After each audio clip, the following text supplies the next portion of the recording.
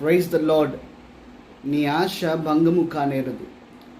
దేవుని మీద మనం ఉంచినటువంటి విశ్వాసం లేదా దేవుని పట్ల కలిగినటువంటి నమ్మకాన్ని ఆయన ఏనాడు కూడా వమ్ము చేయడని వాక్యం చాలా స్పష్టంగా సెలవిస్తూ ఉంటుంది.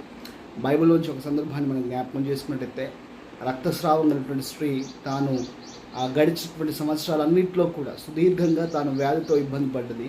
కానీ ఎప్పుడైతే యేసు ప్రభుని గురించి విన్నదో ఒక ఆశ తనలో కలిగింది. ఏంటంటే, నేను ఆయన యుద్ధకు వెళ్తే నేను ఉన్నటువంటి పరిస్థితుల నుంచి బాగుపడతాను అనుకుంది. తాను చేయవలసిన ప్రయత్నాలు అన్నీ చేసింది, కానీ ఆ ప్రయత్నాల్లో ఎటువంటి ఫలితం లభించలేదు. కానీ యేసు ప్రభు పైన ఆశ పెట్టుకొని ప్రభు దగ్గరికి వచ్చింది. తాను ఆశించిన విధంగానే ఆయన యుద్ధ ఆమెకు స్వస్థత లభించింది, స్వస్థత దొరికింది, తాను స్వస్థపరచబడ్డది. ఉదయకాల సమయం ఈ మాటలు వింటుండగా, నీవు ఆయన యుద్ధకు వస్తున్నప్పుడు ఆయన పైన ఆశ పెట్టుకొనిరా, ఆయన పైన విశ్వాసంతో రా.